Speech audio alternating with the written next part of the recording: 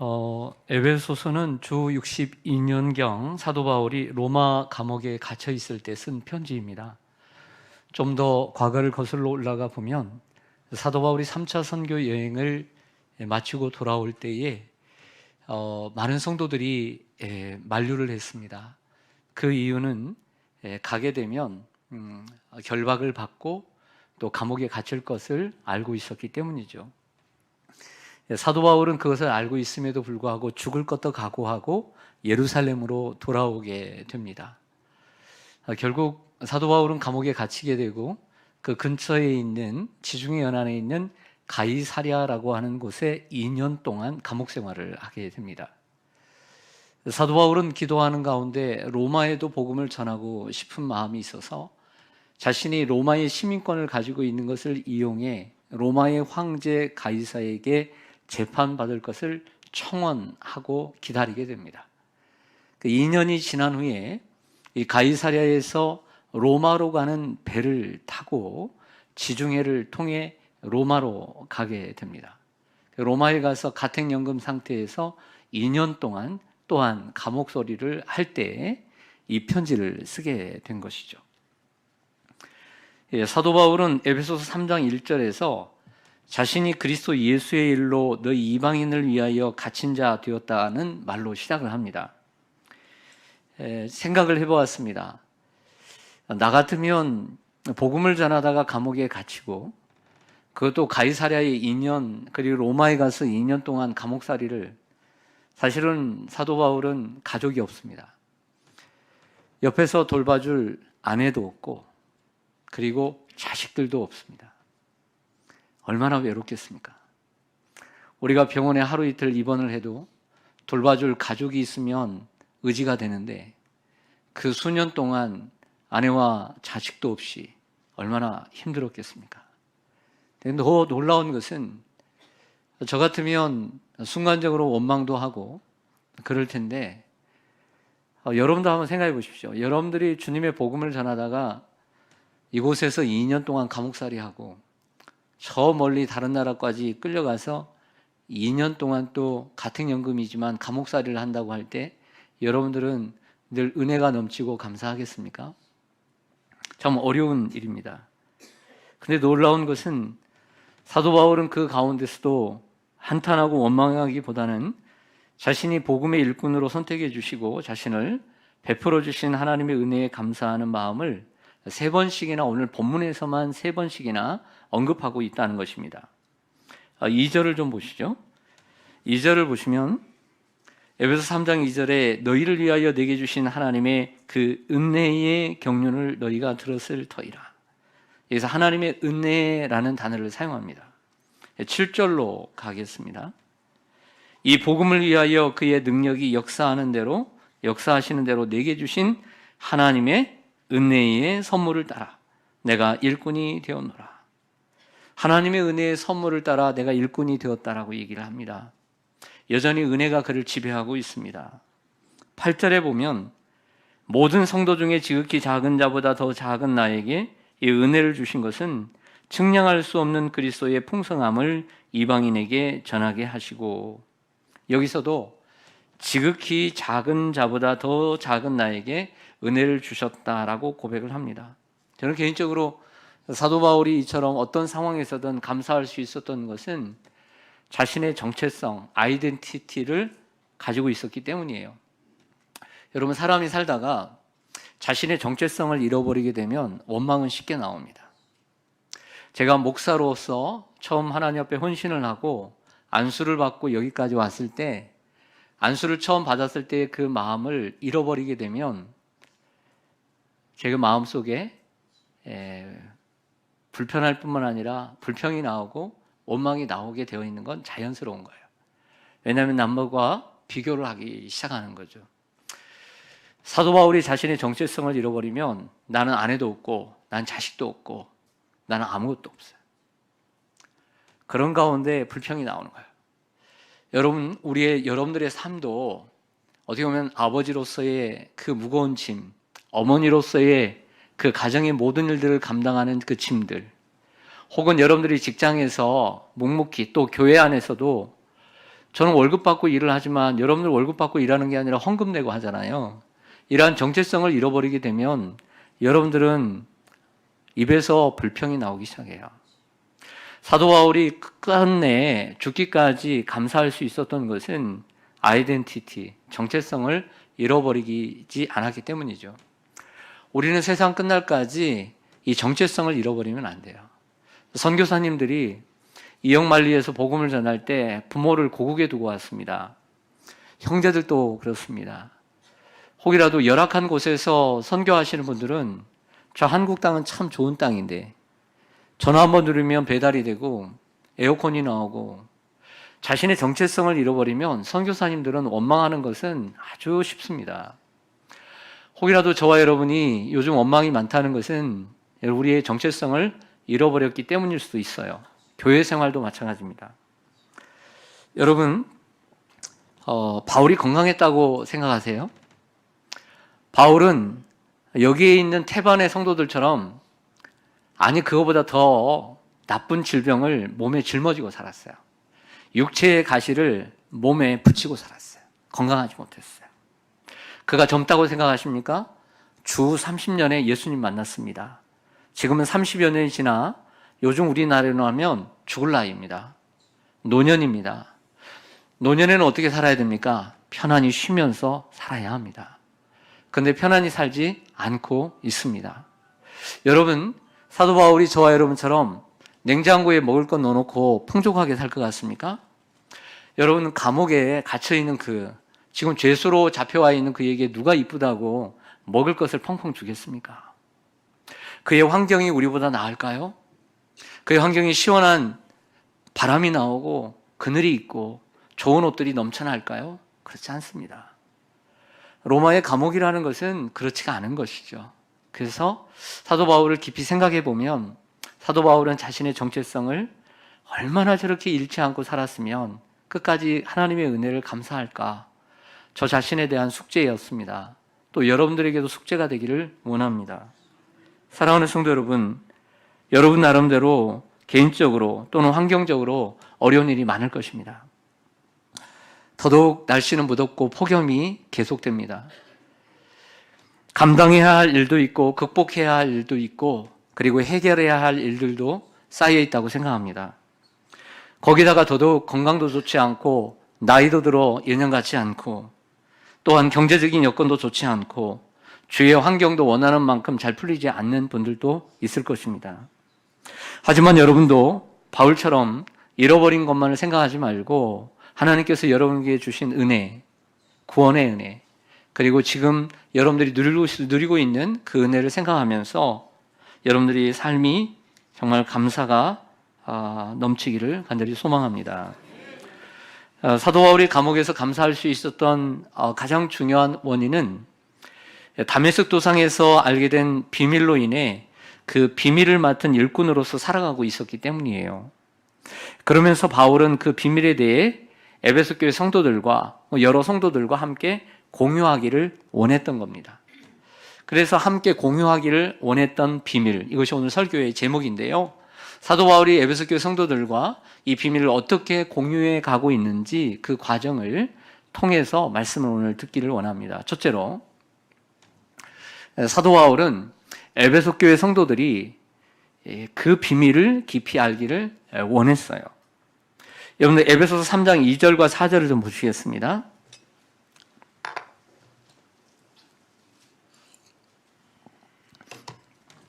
너희를 위하여 내게 주신 하나님의 그 은혜의 경륜을 너희가 들었을 터이라. 들었다고 얘기합니다. 곧 계시로 내게 비밀을 알게 하신 것은 내가 먼저 간단히 기록함과 같으니, 어디서 간단히 기록한 적이 있대요. 그것을 읽으면 내가 그리스도의 비밀을 깨달은 것을 너희도 알 수 있으리라. 이 말은 내가 깨달은 말을 너희도 이것을 읽고 그리고 더 깊이 깨닫기를 원한다. 이런 의미가 들어있는 거예요. 저를 보겠습니다. 사도 바울이 그리스도인들을 박해하기 위해서 메시아가 가짜라고 생각을 하고 그리스도인들을 박해하기 위해 저 멀리 아람이라는 수도 다메섹으로 가던 길에서 부활하신 예수님이 나타나 바울을 변화시켜 주신 과정에 대해 에베소 교회 성도들이 너희가 익히 알고 있는 바라, 이런 얘기를 하면서 시작을 하죠. 자, 이런 차원에서 바울은 예수님이 하나님의 은혜의 경륜을 자신에게 계시로 알려주셨다라고 말합니다. 또한 예수님께서 알려주신 비밀을 간단히 기록했다고 3절에 말하는데, 여기 간단히 기록했던 것을 어떤 주석가들은 에베소서 말고 제2의 에베소서, 다른 서신이 있었을 것이다 라고 얘기하지만, 저 같으면 다른 서신을 만약에 썼다면 자세히 기록하지 간단히 기록하지는 않았을 것 같아요. 그래서 새로운 서신이라고 보기보다는 에베소서 오늘 1장과 2장에 얘기했던, 간단히 썼던 그 내용이라고 볼 때 에베소서 1장 9절과 10절에서 예 기록한 만물의 통일과 2장 11절에서 22절에 기록된 이방인의 구원을 가리킨다고 볼 수 있습니다. 사도 바울은 이 비밀을 4절에서는 그리스도의 비밀이라고 정의합니다. 여러분, 비밀이라고 하는 단어 헬라어는, 제가 헬라어를 잘 사용 안 하려고 그러는데 꼭 필요할 때만 사용하려고 합니다. 이 헬라어는 미스테리온이라고 합니다. 미스테리온. 보통 영어 중에 이 그리스어를, 헬라어를 따서 만든 영어들이 많은데요, 여기에 이 비밀도 마찬가지입니다. 바로 미스터리. 이거 비밀, 신비가 바로 미스테리온이라고 하는 헬라어에서 온 것입니다. 여러분에게 여러분들이 비밀이 있어요, 없어요? 예, 남에게 정말 가까운 사람 말고는 내가 말하고 싶지 않은 비밀이 있어요, 없어요? 있죠? 그리고 그 비밀을, 누구에게 얼마나 공개하느냐에 따라 서로 간의 친밀감을 알 수 있는 거죠. 여러분은 비밀을 누구에게 얘기합니까? 아마 믿을 만한 사람에게. 정말 이 사람은 이제 가까워져서 다른 사람들에게 발설하지 않고 나의 비밀을 지켜주면서 나를 이해해 줄 만한 사람에게 비밀을 말할 것입니다. 수다장이를 빼놓고는 아무에게나 자신의 아픈 과거를 털어놓지는 않습니다. 반대로 여러분, 그 비밀 이야기를, 어떻게 저 사람이 그 비밀 이야기를 나에게 얘기했지? 그 비밀 이야기를 들은 사람은 어떤 마음이 들까요? 이 사람이 나를 얼마나 믿으면, 나를 얼마나 친하다고 생각하면, 신뢰한다고 생각하면 이런 말을 했을까 하고 기쁠 거예요. 저 같아도 기쁠 거예요. 즐거울 거예요. 그리고 그 사람은 이 이야기를 아무에게나 하지 않고 아주 특정한 사람에게만 할 것을 알고 있기 때문이에요. 그렇다고 꼭 이런 비밀만 있는 것은 아닙니다. 개인적인 비밀만 있는 것이 아니라 사업적인 비밀도 있고 국가적인 비밀도 있습니다. 사업적인 비밀, 이러한 장부들을 놓고 내가 누구에게 돈을 안 받은 것, 사업을 할 때는 꼭 이 사람에게 항상 도움을 구해야 되는 것, 이것도 아무에게나 가르쳐 주는 것이 아니라 내 사업을 이을 만한 사람에게만 비밀을 가르쳐 주는 거예요. 국가의 비밀도 아무에게 가르쳐 주는 것이 아니라 새롭게 임명된 국가의 책무를 감당할 사람에게만 그 비밀을 가르쳐 주는 것이죠. 사도 바울은 먼저 이 놀라운 비밀을 하나님께서 사도 바울에게 가르쳐 주셨고, 사도 바울은 자신이 받은 이 그리스도의 비밀을 에베소 교회 성도들이 알기를 원했던 것입니다. 사실 그 비밀이란 하나님께서 하나님의 오래된 은혜의 경륜으로 예수 그리스도, 그 메시아를 가리킵니다. 오늘 죄의 해결책으로 계획된 하나님의 아들 예수 그리스도가 비밀이고, 그 예수 그리스도, 그분이, 죄 없으신 그분이 십자가에 달려 수많은 사람들의 그 저주를 대신 받으셨다는 사실, 또한 더 나아가 이 복음으로 말미암아 이방인들도 구원을 받을 수 있게 되었다는 것이 그리스도의 비밀입니다. 다시 정리하면 비밀이란 예수 그리스도, 인간을 구원하기 위해서 준비된 하나님의 계획인 예수 그리스도, 그리고 그분이 모든 사람을 위하여서 하나님의 저주를 대신 받으셨다는 사실, 그분을 믿고 구원받은 이방인들도 교회의 일원이 될 수 있다는 사실, 이것이 사도 바울이 오늘 본장에서 가르쳐주는 비밀입니다. 저는 지난 주일에, 여러분 생각나실지 모르겠지만, 이방인도 유대인과 하나가 된 교회라는 제목으로 여러분에게 설교를 했습니다. 자, 우리의 입장에서 보면 당연한 이야기 같지만 유대인들의 입장에서는 그렇지가 않습니다. 당시 유대인들은 자신들만이 하나님께 선택된 백성이고 이방인들을 차별하고 철저히 소외시켰습니다. 여러분, 우리가 생각할 때 이방인이 예수를 믿어서 유대인과 하나 교회가 될 수 있다는 거지 당연하다고 생각하죠? 아니에요. 유대인들은 얼마나 철저하게 이방인들을 소외시키고 차별을 했습니까? 우리가 밥을 먹어도요 우리 같이 밥 먹자 말하지 않고 어떤 사람은 혼자 밥 먹는데 가만 놔두는 것도 소외입니다. 그것도 차별이에요. 별것도 아닌 것 같지만 자존감이 낮으면 그것도 힘든 거예요.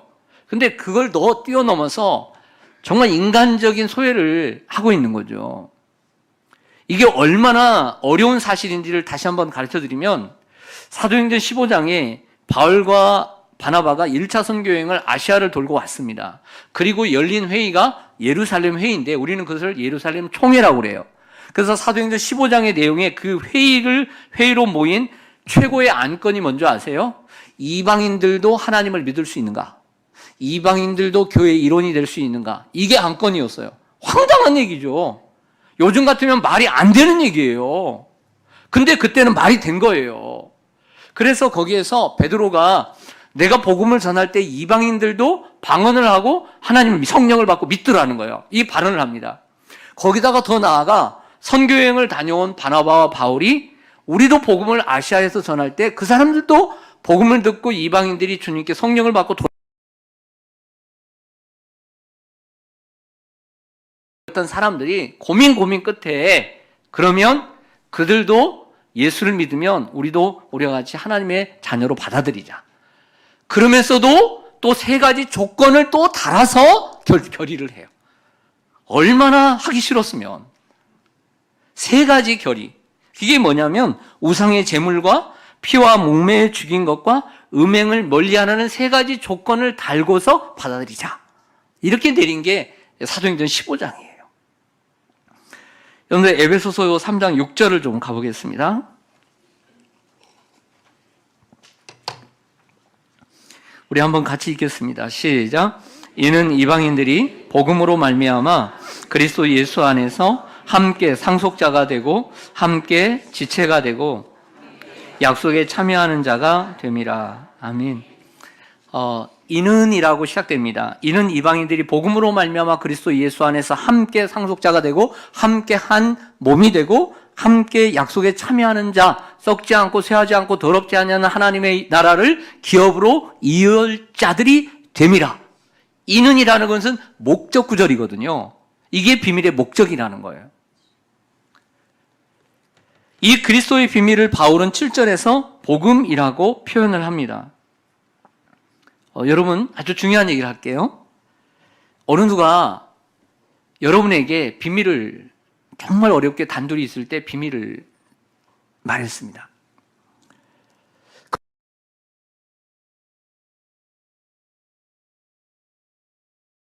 나타내는 것입니다. 기분 좋은 일이고 뿌듯합니다. 하지만 여러분, 기분 좋고 뿌듯한 것으로 끝나면 그 사람의 의도를 잘 파악을 못한 거예요. 그 사람이 나에게 아무에게도 얘기하지 않았던 자신의 아픔과 그 고통, 그것을 성장 이야기 아니면 자기가 겪었던 이야기를 했다는 얘기는 여러분들이 마음 뿌듯하라고, 여러분들이 기분 좋아라고 한 얘기가 아니에요. 나를 이해해달라고, 나는 이런 사람이니까 나를 더 사랑해달라고, 나와 좀 더 긴밀한 관계 속에서 나의 어려움을 함께 극복해 가는데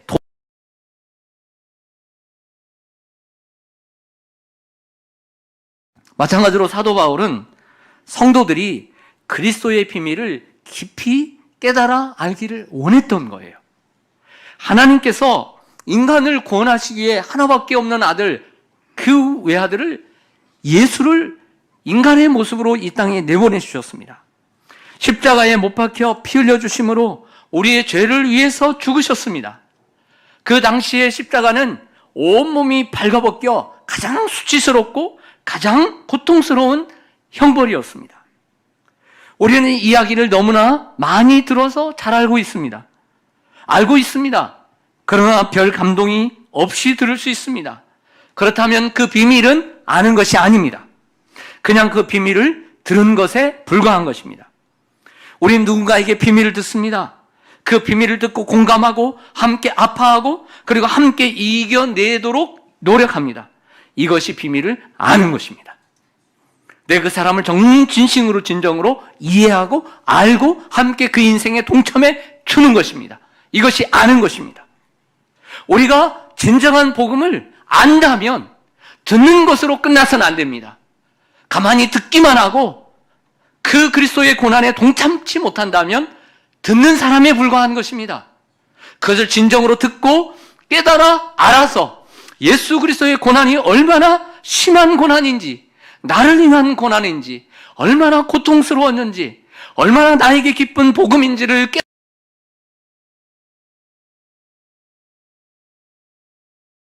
복음을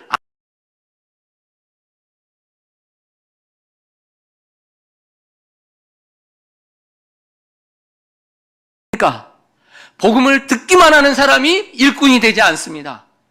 여러분들처럼 복음을 듣고 깨달아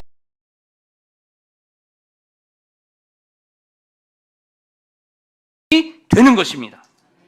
안다는 것은 지식적으로 아는 것이 아닙니다. 내가 모태신앙이라서 주일학교를 다녀서 안다는 것이 아닙니다. 나는 교회를 오래 다녀서 이것저것 다 들었어. 나는 성경 이런 교회 프로그램 다 패스했어.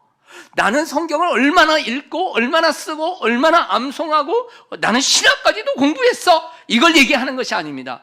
귀신들도 하나님을 알고 떤다고 했습니다. 안다는 것은 지식적으로 아는 것을 얘기하는 것이 아닙니다. 마음으로 아는 것입니다. 진정으로 아는 것입니다. 그리고 경험으로 아는 것입니다. 한마디로 얘기하면 예수와 하나 되어 예수에게 미친 것입니다. 바울은 예수에게 미치지 않았습니까? 예수에게 미친 것은 그것이 비밀을 아는 것입니다. 바울이 다메스 도상에서 예수님을 만나고 그 비밀을 알게 됐을 때 그냥 알게 된 것이 아니라 듣게 된 것이 아니라 정말 깨달아 알게 되었습니다. 그리고 예수님이 죽으신 것이 바로 나를 위해서 죽으신 것이고 내가 교회를 박해했는데 예수님은 자신을 박해했다는 것을 통해서 교회가 바로 그리스도의 몸이라는 것을 알게 되었던 것입니다. 여러분 누가 그리스도의 일꾼입니까? 예수를 만나 복음을 듣고 그리스도의 비밀을 아는 자들입니다. 우리 시온산교회 성도님들은 복음을 듣는 자가 아니라 복음을 듣고 아는 자들이 되기를 소망합니다. 두 번째로 에베소 교회 성도들이 사도 바울은요 이 비밀을 얘기하면서 에베소 성도들이 그 비밀에 참여하기를 원해서 이 글을 쓰고 있는 거예요. 8절을 좀 보실까요? 이 비밀을 알게 된 바울은 자신을 이렇게 소개합니다. 여러분 한번 읽어주세요. 시작.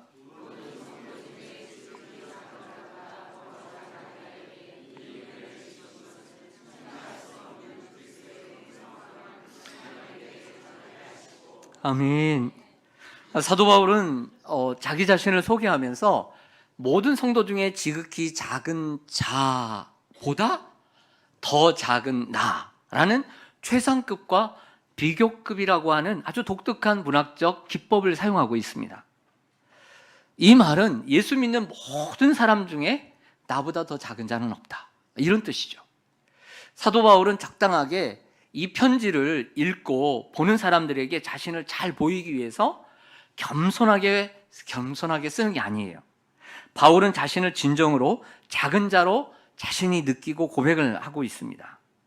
가장 작은 자라고 표현을 하고 싶은데 언어적 한계를 느껴서 쓰고 있는 거죠. 여러분 그러나 사실 우리가 이 세상을 살아가는 사람으로서 이러한 사도 바울의 말하는 모습들 그리고 그 말을 보면 이 세상과는 전혀 맞지가 않아요. 이 세상에서는 바울과 같이 말하면 인기가 없어요. 여러분 이것은 세상에서 보기 힘든 장면입니다. 우리는 가능하면 큰 것을 강조하고 자신을 극대화시켜서 사람들에게 소개하려고 합니다. 있는 것 없는 것 다 끌어와서 자신의 위대함을 훌륭함을 증명하려고 애씁니다. 큰 자를 위대하게 보고 작은 자를 무시하는 세상에 우리는 살고 있습니다. 겸손하다고 해도 그 겸손을 통해 은근히 자신을 높이는 사람들로 가득 찬 세상입니다. 그러나 바울은 그런 겸손을 떠는 것이 아닙니다. 바울은 여기서 자신이 정확히 누구인가를 알고 있습니다. 교만은 무지에서 나오는 것입니다. 우리는 자기 인식과 성찰에 미숙합니다. 그래서 우리는 일평생 교만이라는 것과 일평생 싸워야 합니다. 바울에게서 우리는 또한 겸손을 배웁니다. 바울은 자신을 낮추는데 초점을 사실 맞추고 있진 않아요. 오늘 본문은 지극히 작은 자보다 작은 나에게 라고 소개하고 있지만 거기에 포커스가 있는 것이 아니라 바로 그 다음 구절인 나에게 은혜를 주신 것은 측량할 수 없는 그리스도의 풍성함을 이방인에게 전하게 하시고, 여기에 초점이 있습니다. 하나님의 은혜를 알면 알수록 내 자신이 작아지는 것입니다. 우리가 그때 그 2장 7절에선가 8절에선가 성경 암송을 할 때 이런 구절이 있었잖아요. 이는 예수 그리스도 안에서 우리에게 자비하심으로써 그 은혜의 지극히 풍성함을 오는 여러 세대에 나타내려 하심이라. 우리를 구원하시고 우리를 허물로 죽은 우리를 그리스도와 함께 살리신 이유는 그 은혜의 지극히 풍성함을 오는 여러 세대에 전하기 위해서 우리를 구원해 주셨다는 거죠. 하나님의 은혜가 얼마나 큰가를 어떻게 알 수 있습니까? 자신의 죄를 바라보는 깊이에 따라서 결정이 됩니다. 사도 바울이 다른 성경 구절에서 또 어떻게 표현했는지 볼까요? 고린도전서 15장 9절입니다. 같이 한번 읽을까요? 시작. 나는 사도 중에 가장 작은 자라. 나는 하나님의 교회를 박해하였으므로 사도라 칭함받기를 감당하지 못할 자니라. 아멘. 여기서도 나는 사도 중에 가장 작은 자라. 나는 정말 사도라 칭함받기를 감당하지 못할 자라고 얘기를 합니다. 또 디모데전서 1장 15절에서도 이런 말씀을 해요. 시작. 미쁘다 모든 사람이 받을 만한 이 말이여, 그리스도 예수께서 죄인을 구원하시려고 세상에 임하셨다 하였도다. 죄인 중에 내가 괴수니라. 아멘. 유명한 말이죠. 죄인 중에 괴수란 말은 죄인들 가운데 가장 흉악한 중범이란 뜻이고요, 나쁜 인간들 속에서도 가장 사악한 인간이란 뜻이에요. 악당 중에서도 두목이라는 뜻이에요. 겸손이라는 자신을 아는 것입니다. 바울은 이런 자신에게 그리스도의 비밀을 맡기신 하나님의 은혜에 감사를 하고 있습니다. 성도 여러분, 우리가 측량할 수 없는 하나님의 은혜의 풍성함을 발견하면 발견할수록 우리 자신을 알게 되는 것입니다. 그래서 우리는 자신을 낮출 수밖에 없는 거예요. 그래서 우리는 복음 앞에 서야 합니다. 에베소서 3장 9절로 한번 여러분 성경을 한번 보시길까요?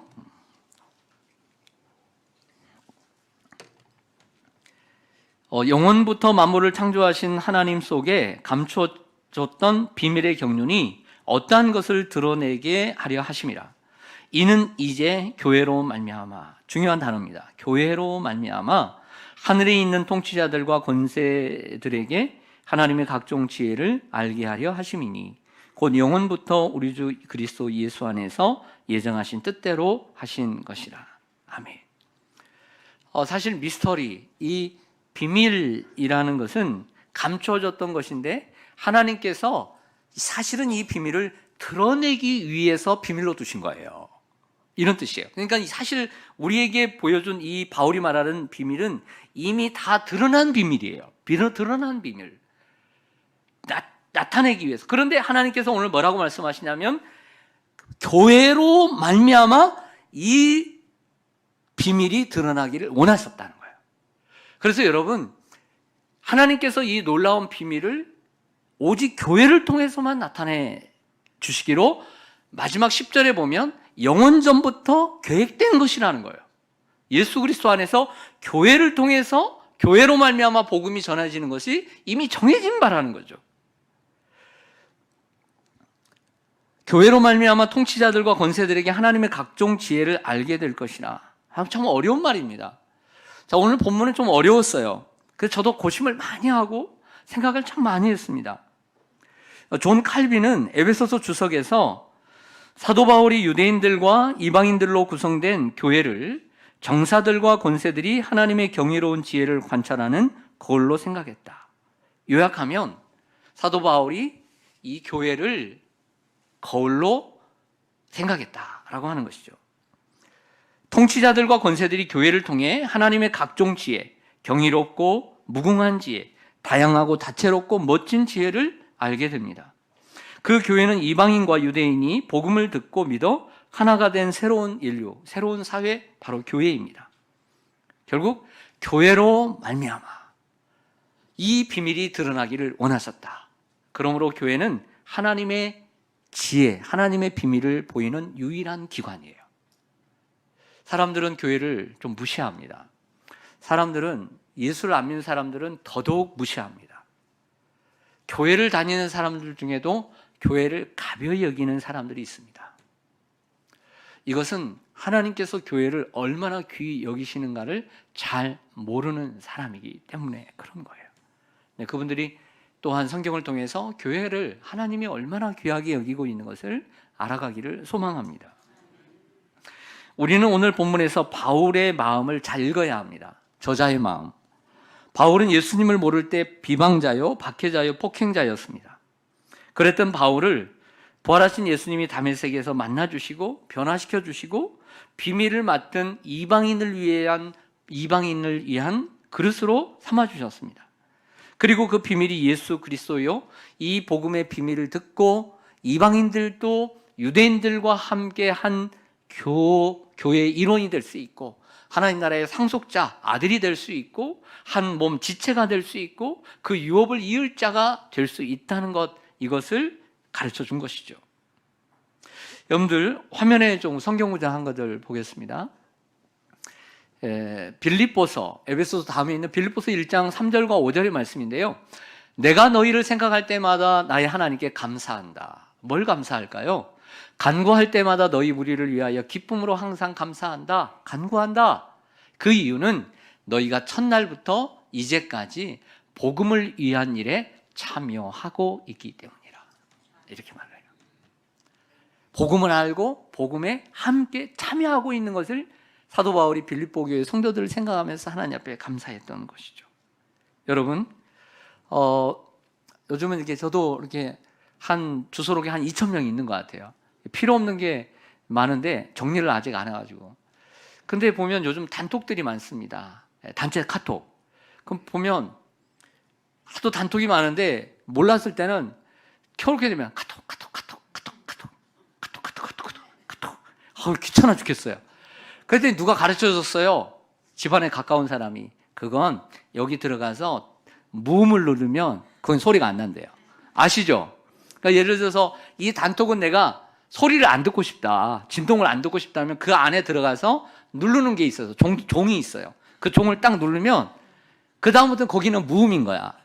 그래서 가족이나 교역자들 단톡 외에는, 우리 장로님들 단톡 외에는 그냥 다 무음으로 다 해놨어요. 꼭 필요한 단톡 빼놓고는. 여러분도 그렇게 하시기 바랍니다. 아멘까지 할 필요는 없어요. 선택이니까. 제가 왜 이 이야기를 하냐면 단톡에 보면 어느 지도자나 어떤 분이 이렇게 내용을 올리죠. 공유합니다. 사실 공유한다고 해서 다 필요한 건 아니에요. 참고하라는 얘기지만 중요한 것은, 공유하라는 말은 무슨 뜻입니까? 이것을 인지하고 이것에 함께 참여해주고 함께 노력해달라는 뜻이 있는 거예요.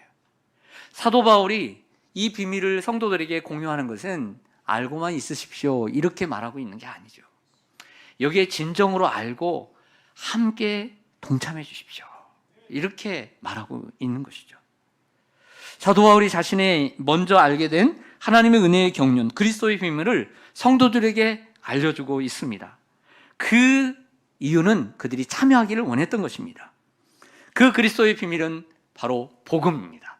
그래서 빌립보 교회 성도들은 교회가 처음 루디아로부터 시작되었을 때 처음부터 지금까지 많은 세월이 흐르는 동안 이 복음에 관한 일에 함께 참여하고 있고 하나님 나라를 세우는 일에 함께 하고 있기 때문에 바울은 생각할 때마다 너무나 기뻐서 감사로 기도하고 있다는 것이죠. 역사상 가장 큰 미스터리, 즉 비밀은 그리스도를 통해 밝혀졌습니다. 이것을 먼저 깨달은 바울은 성도들이 함께 복음의 일꾼이 되어주기를 원했습니다. 그렇다고 해서 그들이 너희들도 나같이 와서 감옥에 들어와, 복음을 전해, 너희들도 로마로 와, 이렇게 말하는 게 아니에요. 대단한 게 아니에요. 바울이 말하는 것, 즉 우리가 복음에 동참하는 것은 마지막으로 에베소서 3장 12절과 13절입니다. 우리가 그 안에서 그를 믿음으로 말미암아, 중요한 단어예요. 믿음으로 말미암아 담대함과 확신을 가지고 하나님께 나아감을 얻느니라. 여기도 또 단어, 하나님께 나아감, access to God, 하나님께 나아가는 것. 그러므로 너희에게 구하노니 너희를 위한 나의 여러 환난에 대하여 또 하나 낙심하지 말라. 이는 너희의 영광이니라. 대단한 걸 하라는 게 아니에요. 믿음으로 살라는 거예요. 그리고 담대함과 확신 가운데 하나님께 나아가라. 그러나 복음을 위한 일에 사도 바울이 잡혀서 감옥에 계속 있다는 것, 그거 보고 낙심하지 말라. 이 말은 우리의 삶에 복음을 전하다가 힘든 일이 있어도 낙심하지 말라는 얘기예요. 그 도리어 그것이 영광이 되기 때문이죠. 여러분, 우리가 믿음으로 살아갑시다. 그리고 하나님께 열심히 나아갑시다. 그리고 어떠한 일이 있어도 낙심하지 마시기를 바랍니다. 기도하겠습니다.